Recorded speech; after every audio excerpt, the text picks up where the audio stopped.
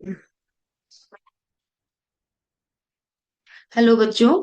आज हम लोग जो आपका केमिस्ट्री सेमेस्टर 4 का जो प्रैक्टिकल है उसके बारे में थोड़ा सा आपको मैं एक आइडिया और देना चाहूंगी, जो कि मैंने बताया था कि इसमें प्रॉब्लम्स आती हैं स्पेक्ट्रोस्कोपिक डेटा पर बेस्ड। उसके आधार पर हम ये देखते हैं कि मॉलिक्यूल का स्ट्रक्चर क्या होगा। स्पेक्ट्रोस्कोपिक डेटा का मतलब है कि जो मॉलिक्यूल्स होते हैं वो एब्जॉर्ब करते हैं स्पेक्ट्रोस्कोपिक रेडिएशंस को, यानी जो इंफ्रारेड, अल्ट्रावायलेट, क्या कहते हैं, न्यूक्लियर मैग्नेटिक रेजोनेंस, इस तरह के इनके पीक्स होते हैं, जिसके आधार पर हम उस मॉलिक्यूल की कुछ स्पेसिफिक बातों को प्रिडिक्ट कर पाते हैं, इंटरप्रेट कर पाते हैं। तो उसका एक थोड़ी सी प्रैक्टिस आपकी क्लास में कराई जाती है, और उससे रिलेटेड जो प्रॉब्लम्स हैं वो आपको प्रैक्टिकल में भी दी जाती हैं। इसका मैंने आपको वर्चुअल लैब का भी एक इंट्रो दिया था कि इसको हम वर्चुअल लैब से भी कर सकते हैं। उस पर भी एक वीडियो बना के भी मैं शेयर करूंगी, लेकिन फिलहाल अभी हम इसका जो केवल अगर हमें आईआर डेटा और इसका एनएमआर डेटा अगर हमें प्रोवाइड किया जाए, मास स्पेक्ट्रम डेटा प्रोवाइड किया जाए, तो कैसे हम मॉलिक्यूल का स्ट्रक्चर बताएंगे, इसके ऊपर हम बात करते हैं। सबसे पहले आइए देखते हैं, मैं अपनी स्क्रीन शेयर करूंगी आपके साथ।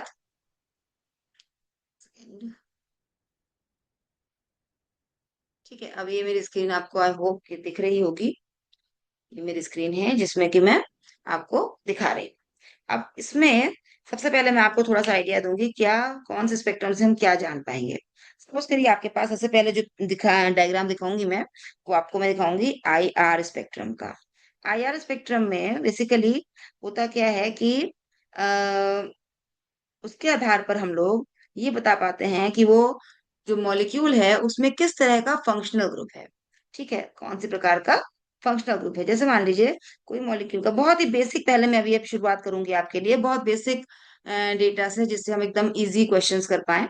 तो मान लीजिए कोई भी मॉलिक्यूल 3000 के अराउंड दे रहा है पीक्स, यानी 3100 से 2900 सेंटीमीटर इनवर्स के बीच, ये हम उल्टा लिखते हैं अधिक से कम की ओर, यानी अराउंड 3000 के आसपास। तो ये जो होता है ये कार्बन पर हाइड्रोजन के कारण होता है। इसमें जितना ये कम होगा, यानी कि अगर मैं कहूँ कार्बन और कार्बन का डबल डबल बॉन्ड है और इस पर जो हाइड्रोजन है, ये कुछ ना कुछ आपको 3000 के आसपास देगा। जबकि कार्बन सिंगल बॉन्ड कार्बन होगा, इस पर जो हाइड्रोजन होगा वो, क्योंकि देखिए यहाँ पर जो है ये कार्बन sp2 हाइब्रिड है, और इस जगह पर जो कार्बन है वो sp3 हाइब्रिड है। sp3 बॉन्ड लंबा होता है, तो थोड़ा सा जो sp2 वाले कार्बन से जो बॉन्ड है इसकी तुलना में थोड़ा सा कमजोर होता है। यहाँ पर बॉन्ड छोटा होगा रेड वाला, और जबकि जो ऑरेंज या येलो बना रही है ये थोड़ा सा लंबा होगा। तो जो लंबा होगा वो थोड़ा सा कमजोर होगा। अगर हमारा जो डबल बॉन्ड वाला है यानी sp2 कार्बन का जो 3000 के अराउंड है, तो सिंगल बॉन्ड वाला अराउंड इससे कुछ कम होगा, क्योंकि ये जो फ्रीक्वेंसी है ये डिपेंड करती है स्ट्रेंथ पे।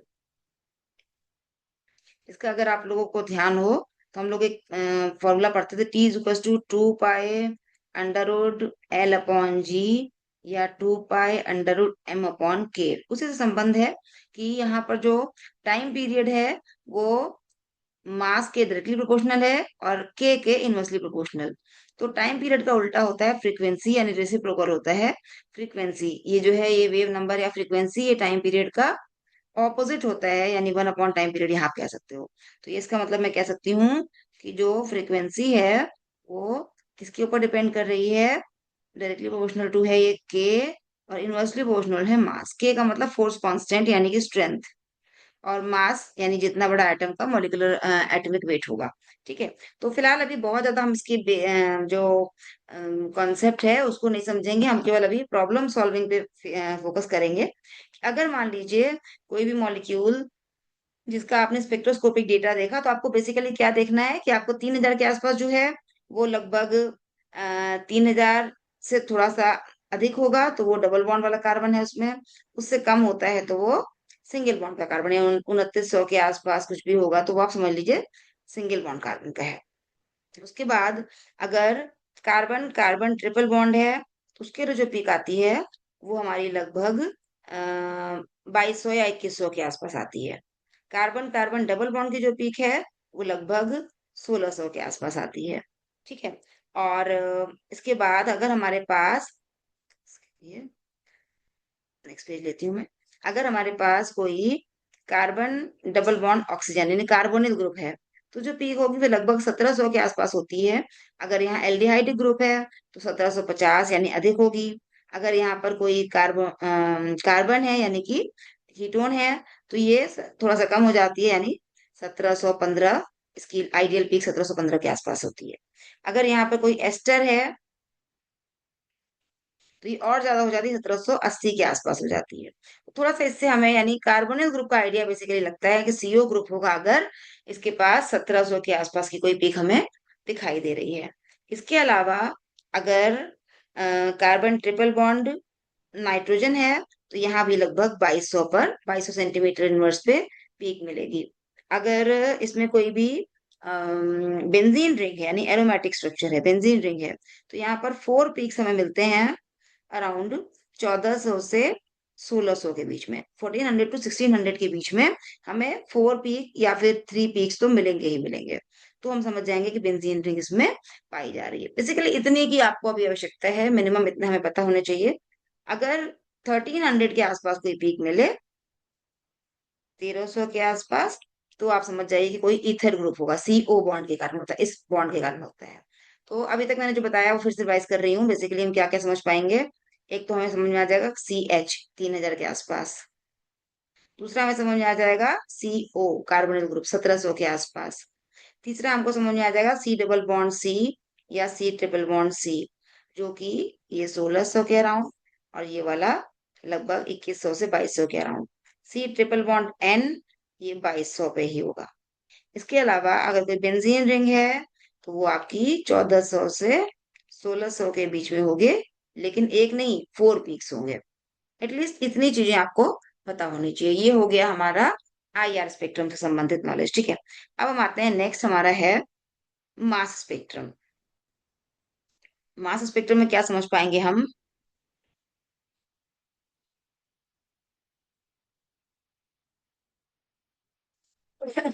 मास स्पेक्ट्रम से क्या होता है, सॉरी, मास स्पेक्ट्रम का मतलब मास यानी मॉलिक्यूलर मास के बारे में बात करता है। क्या बताता है ये, मॉलिक्यूलर मास के बारे में। बहुत ज्यादा इसमें नहीं समझना आपको, ये मेन क्या होता है। मान लीजिए हमारे पास कोई एक मॉलिक्यूल है, इस मॉलिक्यूल पर कुछ बम्बार्डमेंट होता है पार्टिकल्स का, और उसके बाद ये मॉलिक्यूल टूट जाता है, फ्रेगमेंटेशन हो जाता है इसका, ये टूट जाता है। ये टूटता है और इसके डिफरेंट पार्ट्स को हम लोग, डिफरेंट पार्ट्स का मास ही लाइनों के रूप में हमको स्पेक्ट्रम में दिखाई पड़ता है। तो जब आप देखेंगे तो एक हमारी सबसे अधिक मॉलिक्यूलर मास की पीक होगी, यानी सबसे अधिक होगा, उसका एम प्लस को बोलते हैं। तो वो बताता है इसका मॉलिक्यूलर वेट या मॉलिक्यूलर मास कितना है। उसके बाद में कुछ और कम वाले होंगे जो बताएंगे कि इसमें से ये टुकड़े, ये पार्ट्स निकले। अभी हम क्वेश्चन करेंगे तो आप समझ जाएंगे कैसे कर रहे हैं। लेकिन जैसे एक एग्जांपल दे रही हूँ, मान लीजिए कोई पीक हमें मिलती है 72 पे, सबसे अधिक इसकी 72 पे है, इसका मतलब उस मॉलिक्यूल का मॉलिक्यूलर मास 72 हो सकता है या 71 हो सकता है। कई बार वो 72 पे आती है, और कई बार उसमें से एक हाइड्रोजन निकल चुका होता है तो 71 पे भी दिखती है हमें। लेकिन जो मैक्सिमम वाली होगी वो उस मॉलिक्यूल के मास को हमें बताएगी। उसके अलावा जो होंगी वो, उसमें मान लीजिए हमें कोई मिलता है 15 पर, 15 पर, तो उसका मतलब उसमें कोई CH3 ग्रुप हो सकता है, क्योंकि CH3 का जो मॉलिक्यूलर मास है वो कितना है, 12 होता है कार्बन का, हाइड्रोजन का 1 होता है, 3 हाइड्रोजन का 3 हो गया, तो 15 हो गया। तो यानी मेथिल ग्रुप अगर होगा तो 15 के अराउंड कोई पीक हमें दिखाई दे सकती है। तो इस प्रकार से मॉलिक्यूल के डिफरेंट फ्रैगमेंट्स बनते हैं, और उनके मॉलिक्यूलर वेट के अकॉर्डिंग हमें पीक्स दिखाई देती हैं। तो ये हो जाता है योगदान किसका, मॉलिक्यूलर सॉरी मास स्पेक्ट्रम का। इसके बाद हमारा जो मोस्ट इंपॉर्टेंट है that is NMR spectrum, nuclear magnetic resonance spectrum. ये जो है सबसे इंपॉर्टेंट है, जिसमें कि 2 प्रकार के स्पेक्ट्रम हम पढ़ते हैं, HNMR, या जिसको हम एक और नाम देते हैं PMR। एच मतलब हाइड्रोजन न्यूक्लियर मैग्नेटिक रेजोनेंस, या PMR का मतलब है प्रोटॉन मैग्नेटिक रेजोनेंस, क्योंकि प्रोटॉन का मतलब हाइड्रोजन ही होता है। H प्लस को हम प्रोटॉन भी कहते हैं।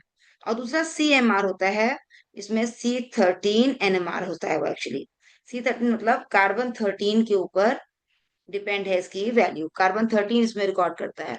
तो हमें अभी अभी इस फिलहाल क्लास में आपको PMR या प्रोटॉन मैग्नेटिक रेजोनेंस के बारे में थोड़ा सा जानना है। तो देखिए क्या होता है कि मान लीजिए किसी मॉलिक्यूल में, जब हम लोग पीक देखेंगे तो उसमें क्या होता है कि अगर मान लीजिए किसी मॉलिक्यूल में एक CH3 ग्रुप है और एक CH2 ग्रुप है, नाम से क्लियर है कि प्रोटॉन यानी हाइड्रोजन की वजह से यहाँ पर रीडिंग हमारी आएगी।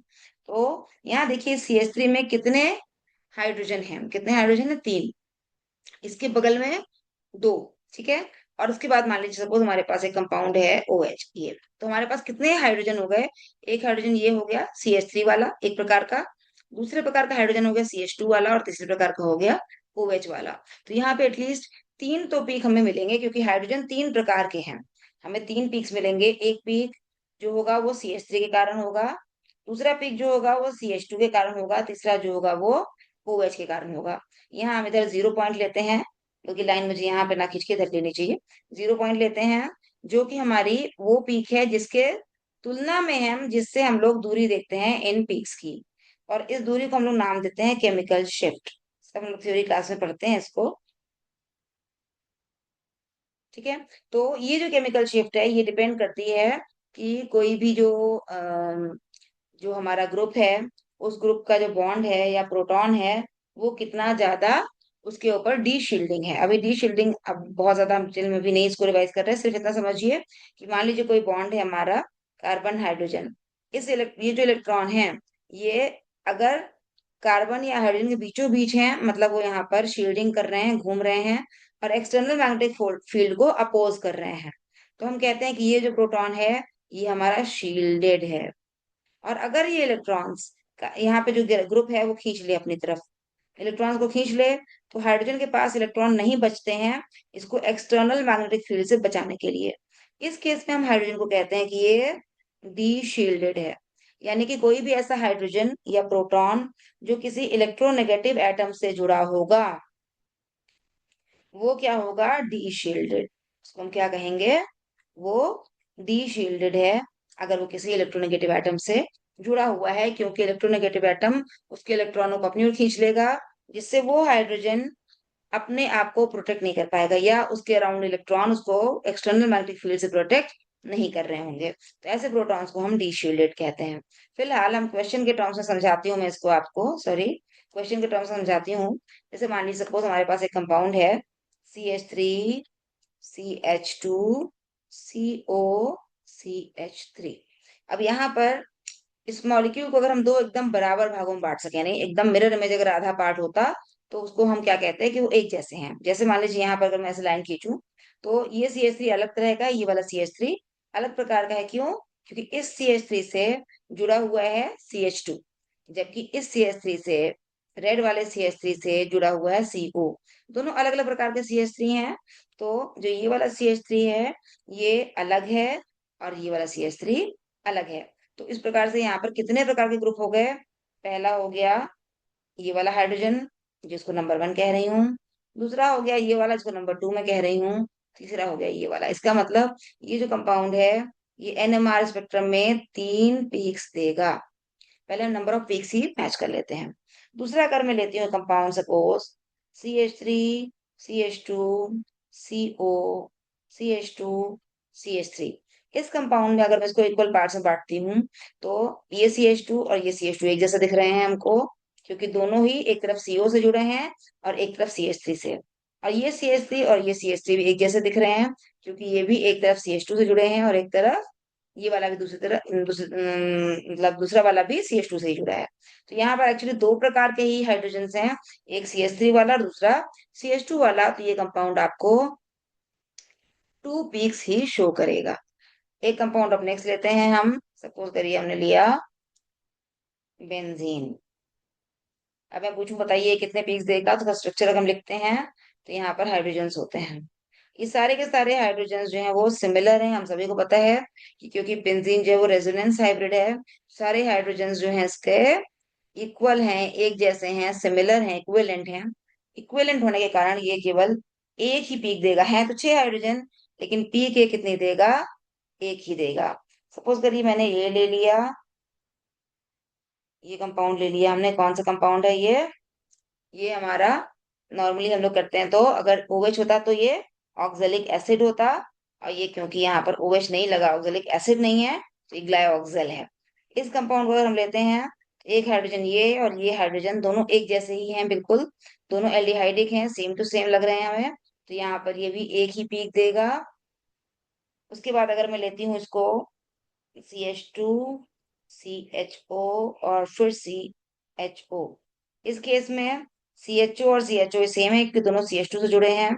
एक पीक इसकी वजह से और दूसरा इस CH2 की वजह से, तो ये दो पीक्स देगा। इस तरह से आप कोई भी अभी क्वेश्चन में हम देखेंगे और तो और एग्जांपल्स कर लेंगे।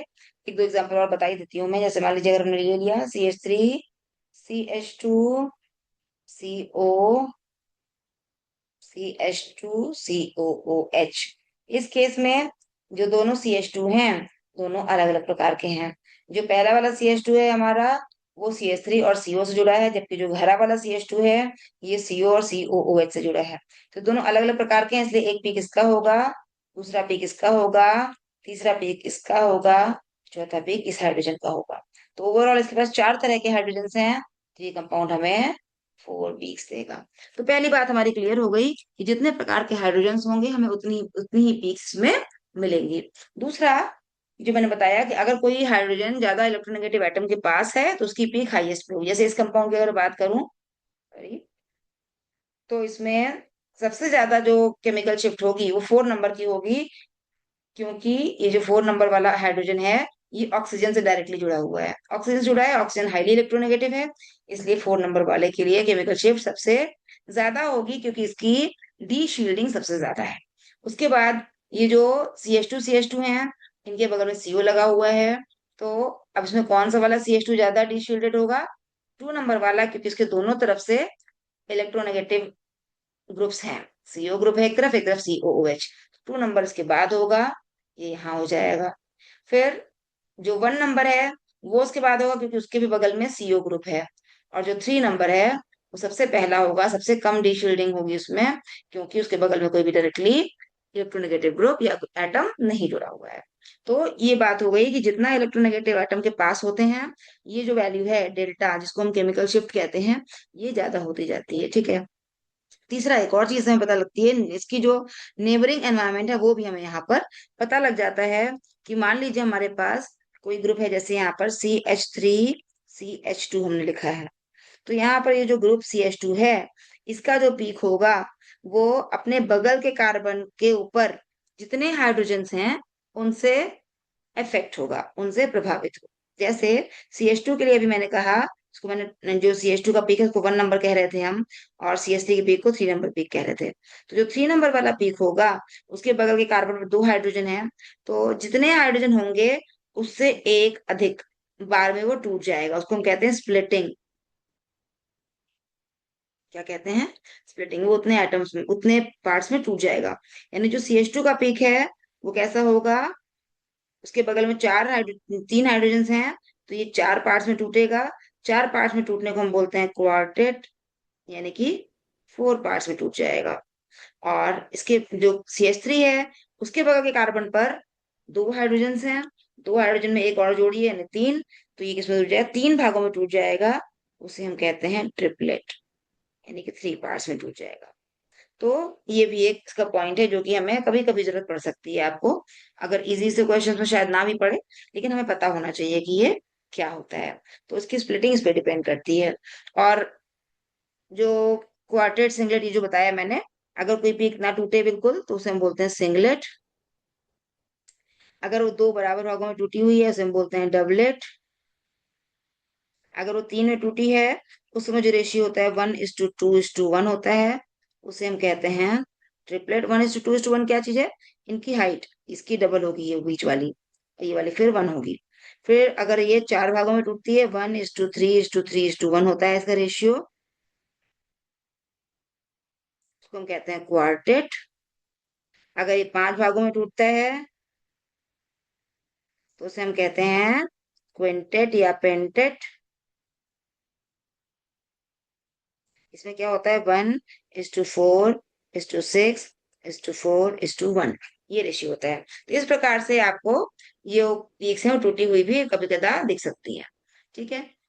तो इनके आधार पर आइए हम लोग को देखते हैं थोड़े बहुत क्वेश्चंस। बाकी एक यूवी स्पेक्टर है, यूवी स्पेक्टर का रोल बहुत ज्यादा यहाँ पे आपको नहीं मिलेगा इस क्वेश्चन सॉल्विंग में आपको इसका, क्योंकि यूवी में सिर्फ ये है कि अगर कहीं पे पाई बॉन्ड होंगे, जहां भी पाई बॉन्ड होते हैं, तो पाई बॉन्ड होने को उसको हम लोग कहते हैं, कार्बन कार्बन पाई बॉन्ड हो उसको हम कहते हैं क्रोमोफोर। और क्रोमोफोर होगा, जितना ज्यादा क्रोमोफोर अच्छा होगा हमारे पास, उतना ज्यादा जो पीक है वो उसके लिए लेमडा इंक्रीज कर जाता है। लेमडा इंक्रीज का मतलब नॉर्मली 200 टू 400 यूवी रेंज होता है, और 400 टू 800 नैनोमीटर्स विजिबल रेंज होता है। विजिबल मतलब वही जो आप जानते हैं विबग्योर, यानी कलर्ड होता है कंपाउंड, अगर वो इस रेंज में एब्जॉर्ब करता है, विबग्योर वाला। तो अगर मॉलिक्यूल में कलर है किसी भी तरह से, या मैं कहूँ कि उसके अंदर कोई क्रोमोफोर है, क्रोमोफोर का मतलब कार्बन कार्बन पाई बॉन्ड या कोई पाई बॉन्ड, उस केस में उसकी जो एब्जॉर्बेंस होगा वो 200 से 800 की ओर शिफ्ट हो रहा होगा। जितना ज्यादा क्रोमोफोर होगा, या फिर उसमें ऑक्सोक्रोम होगा, यानी कि कॉन्जुगेशन होगा, कॉन्जुगेशन होने पर 200 से 800 की ओर शिफ्ट, जो पीक है वो शिफ्ट करेगा। जो पीक में मिलती है वो 800 के करीब होगी, 200 से 2। ठीक है, इसका बस इतना सा रूल है। अब आइए कुछ क्वेश्चंस करते हैं। उसके लिए पहले मैं इसको ओपन करती हूँ आपके, और मैं शेयर करती हूँ एक दूसरी स्क्रीन आपके सामने, दूसरी। आई होप कि आपको ये स्क्रीन मेरी दिख रही होगी। देखिए, अब जैसे क्वेश्चन है, अब इस क्वेश्चन में क्या है आपके पास, प्रॉब्लम नंबर 1 से लेके चलते हैं हम। ये हमारा सबसे ऊपर जो लिखा हुआ है ये हमारा है IR स्पेक्ट्रम। तो हमने सबसे ऊपर क्या लिया हुआ है, IR। उसके नीचे जो आपको दिख रहा है ये है मास स्पेक्ट्रम। उसके नीचे हमारा है CMR, जो कि अभी हमारे सिलेबस में नहीं है, इस बार हम इसको नहीं करेंगे कंसिडर। और उसके नीचे हमारा है ये NMR। ठीक है, तो पहले हम आते हैं अपने IR पर। IR में आप देखिए यहाँ 1705 पर आपको एक पिक दिख रही है, जो कि किसके कारण होगी, CO ग्रुप के कारण। ये किसके कारण होगी, CO ग्रुप के कारण। हमारे लिए ये इंपॉर्टेंट है। उसके अलावा आपको यहाँ पर कोई ऐसी पिक नहीं दिख रही है, 3000 के आसपास ये पिक दिख रही है, ये आपकी सिंपली CH के कारण हो सकती है, कार्बन पर जो हाइड्रोजन होता है उसके कारण हो सकती है। तो अब हमारा जो स्ट्रक्चर है उस पर हम कंसिडर करेंगे।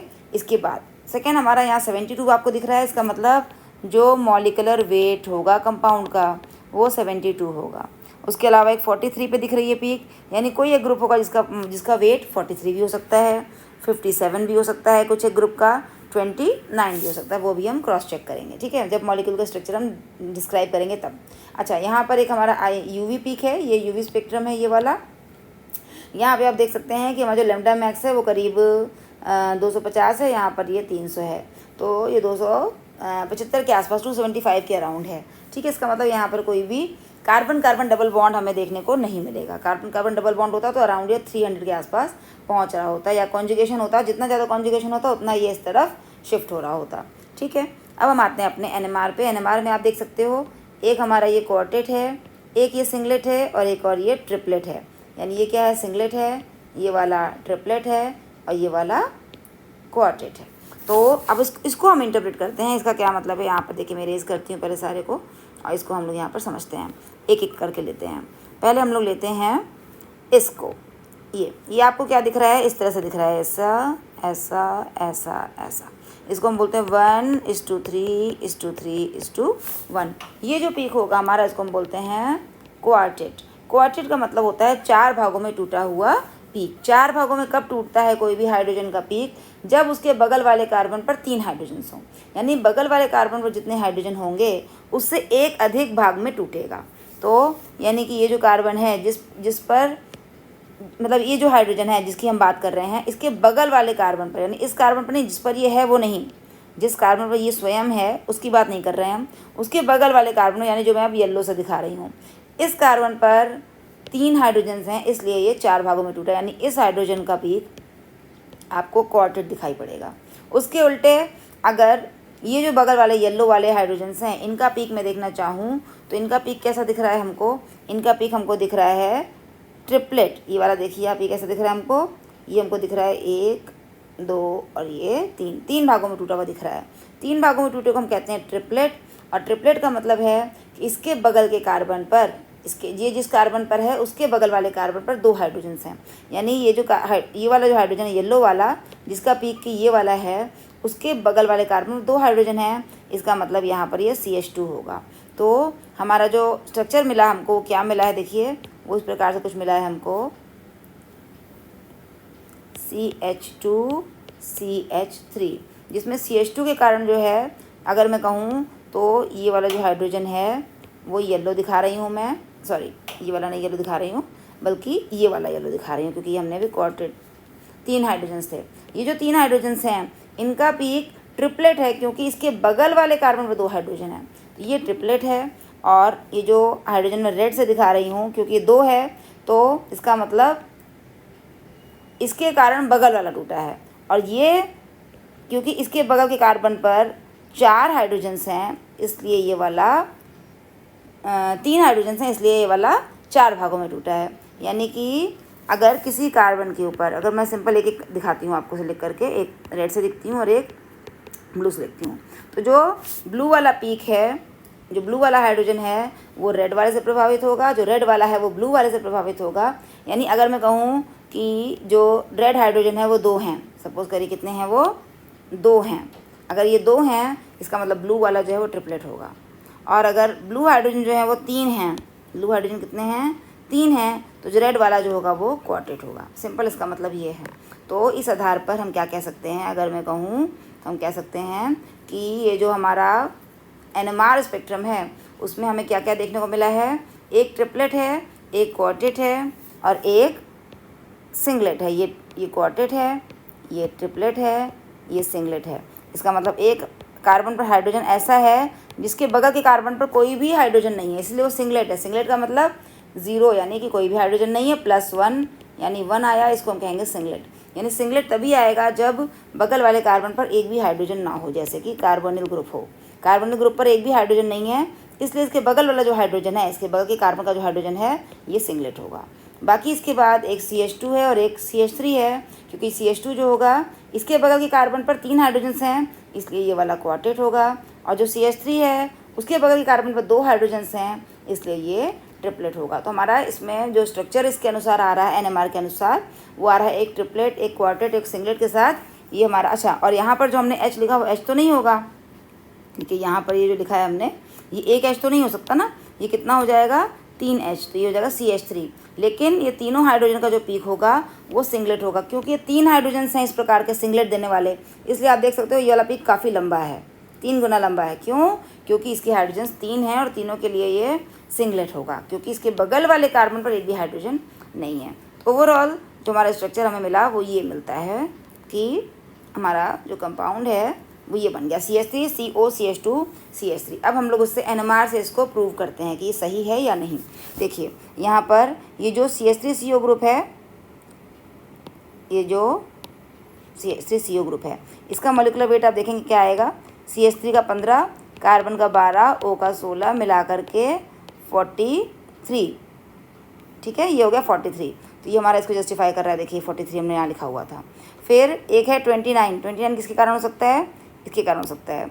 ये वाला पोर्शन जो है यहाँ पर CH3 का होता है 15, CH2 का होता है 14, मिलाकर कितना हो गया 29। ये आपका 29 मिल गया, हमको 29 मिल गया, 43 मिल गया। ओवरऑल इसका मॉलिक्यूलर वेट 72 आ रहा है, वो आप खुद करके देख लीजिए, जो पूरा जोड़ करके देखेंगे तो 72 ही आ रहा है। और इसके अलावा अगर आप देखते हैं तो यहाँ पर 43 में अगर हम CH2 का ऐड कर दें, 43 में इस CH2 को ऐड कर दें, कितना है CH2, 12 है कार्बन का, 2 हाइड्रोजन, यानी 14 और जोड़ दीजिए आप, कितना हो गया 7 और 5, ये 57 हो रहा है। यहाँ देखिए ये हमें 57 का मिला है। इसका मतलब हमारा कंपाउंड बिल्कुल सही है, हमारा जो स्ट्रक्चर हमने बनाया वो बिल्कुल करेक्ट है। क्या स्ट्रक्चर हो गया हमारा, CH3 CO CH2 CH3। इसी प्रकार से एक और एग्जाम्पल लेके चलते हैं हम लोग। ये क्वेश्चन लेते हैं, प्रॉब्लम नंबर 2। इस क्वेश्चन में देखिएगा यहाँ पर कोई भी 1700 के आसपास कोई पीक नहीं है, यानी कि कोई भी कार्बोनिल ग्रुप नहीं है। 1200 पर एक पीक हमें दिख रही है। 1200 पर जो पीक होती है वो लगभग कार्बन ऑक्सीजन बॉन्ड के कारण भी हो सकती है, या किसी हैलोजन या किसी ऐसे बॉन्ड के कारण भी हो सकती है, कोई इलेक्ट्रोनेगेटिव आइटम से बॉन्ड के कारण हो सकती है। तो उसके अलावा यहाँ पर कोई हमें स्पेसिफिक या कोई इंपॉर्टेंट इन्फॉर्मेशन IR से नहीं मिल पा रही है। अब हम आते हैं UV इसके NMR पर, मास पर। पहले मास पर आ जाते हैं। मास इंपॉर्टेंट है। मास में देखिए एक ही पीक हमको दिख रही है। पहले तो ये 156 जो कि मॉलिक्यूलर वेट बता रही है। मॉलिक्यूलर वेट कितना है, 156 है। और दूसरा है 127 पे, जो कि हमको पता है आयोडीन का वेट होता है, आयोडीन का मास होता है। तो आयोडीन की पॉसिबिलिटी है। अब हम आते हैं अपने NMR पर। NMR में हमें 2 पीक दिख रहे हैं यहाँ पर। एक पीक जो है वो क्वार्टेट है और दूसरा पीक जो है वो ट्रिपलेट है। एक क्वार्टेट एक ट्रिपलेट, यानी अभी हमने देखा ये CH3 CH2 अगर होता है तो क्वार्टेट और ट्रिपलेट दोनों बन जाते हैं। क्यों? जो CH3 है ये वाले के बगल में 2 हाइड्रोजन है, तो इसलिए ये क्या हो जाता है, ट्रिपलेट हो जाता है। और ये जो CH2 है इसके बगल में 3 हाइड्रोजन है, इसलिए क्या हो जाता है क्वाड्रिक, मतलब 4 भागों में टूटता है। जितने हाइड्रोजन होंगे उनसे एक अधिक, जितने हाइड्रोजन बगल वाले कार्बन पर होंगे उससे एक अधिक भाग में टूटेगा। तो ये हमारा जस्टिफाई हो रहा है। इसके आगे आई हमने अभी IR से देखा, इसके अनुसार आई हमने मास से देखा। इसके अनुसार मास एक बार निकाल लेते हैं। आई का हो गया 127, CH3 CH2 का, CH3 का होता है 15, क्योंकि 12 और 3, ये 12 और 2 14, तो इसको मिला करके हो गया हमारा 29। जोड़ के देख लेते हैं 156 कितना आया था यहाँ पर 156, यानी जो कंपाउंड है वो हमारा करेक्ट है। मॉलिक्यूलर स्ट्रक्चर क्या होगा इसका CH3 CH2I। इस वीडियो में इतना ही। अगले वाले वीडियो में अगली क्वेश्चन प्रॉब्लम नंबर 3 उसमें सॉल्व करते हैं। बहुत लंबा वीडियो हो जाएगा।